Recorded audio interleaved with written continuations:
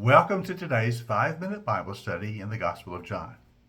We're still in John chapter 5. Today we're going to start reading at verse 16. Now remember yesterday we finished looking at the healing miracle where Jesus healed a man who had been paralyzed for 38 years. But we saw in yesterday's session that opposition arose to Jesus because of this healing. There were those who were opposed to what Christ had done because he did it on the Sabbath day. He healed on the Sabbath, which they considered to be a violation of Sabbath rules. Now, as we pick up verse 16, we'll see that opposition continues to grow, and we'll see how hostile it becomes. Let's read verse 16, chapter 5.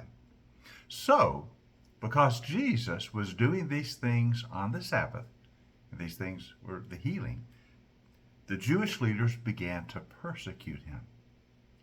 So they moved from just opposition to actual persecution because he was breaking the Sabbath. Isn't it interesting? They didn't care that a man had been healed, but their rules had been broken. The rules they had imposed on what the Sabbath meant had been broken, and so they began to persecute Jesus. Now, in his defense, Jesus said to them, "My Father is always at his work to this very day, and I too am working." And you see what the defense of Jesus was? The Father works on the Sabbath. Yes, if we read the creation story, on the seventh day God rested, but that does not mean God is not actively involved in his world. He still sustains the creation on the seventh day. And so Jesus said the Father is at work doing his work of sustaining all of his creation on the Sabbath day. So I too am working. I'm doing what the Father does. Now, Jesus is claiming to be the Son, and he does what the Father does. But that made the opposition even worse. Verse 18. For this reason, they tried all the more to kill him. Not only was he breaking the Sabbath, but he was even calling God his own Father, making himself equal with God. At first, they were just opposed to Jesus because he healed on the Sabbath day. Then they began to persecute him because they considered him to be a lawbreaker. Now they want to kill him. And they even begin to plot how they can bring his death about. And why did they want to kill him? Because he called himself the Son of God. He said, "My Father works on the Sabbath." And if you say God is my Father, you are claiming to be the Son. They recognized Jesus was claiming, in some sense, he was claiming to be divine. In some sense, he was claiming to be equal with the Father. Now, that's true, he was. They perceived that correctly because he was God in the flesh. He was and is the very Son of God come to us. They perceived that, but rather than acknowledge him as such and believe in him, they want to kill him.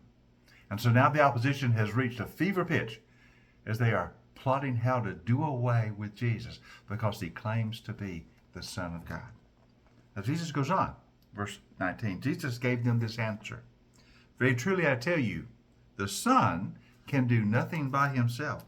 He can do only what he sees his Father doing, because whatever the Father does, the Son also does. For the Father loves the Son, shows him all things. Yes, and he will show him even greater works than these, so that you will be amazed. For just as the Father raises the dead and gives them life, even so the Son gives life to whomever he is pleased to give it. Moreover, the Father judges no one, but has entrusted all judgment to the Son, that all may honor the Son just as they honor the Father. Whoever does not honor the Son does not honor the Father who sent him."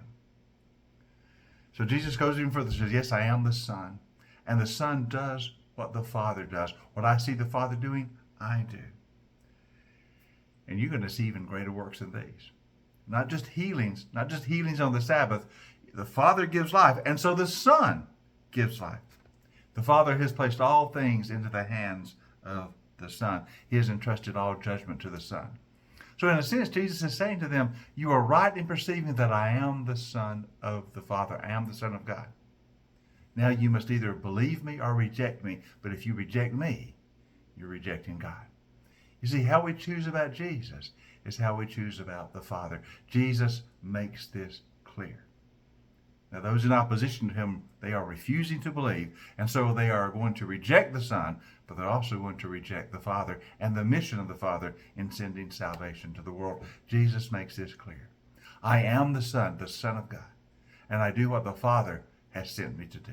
I show him to you. What will you do?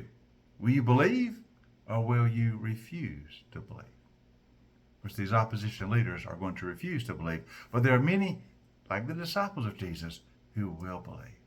It's all about how we respond to the Son, how we respond to the Son of God, Jesus, for he is God come to us. Join us tomorrow as we continue looking at chapter 5 in our 5-minute Bible study in the Gospel of John.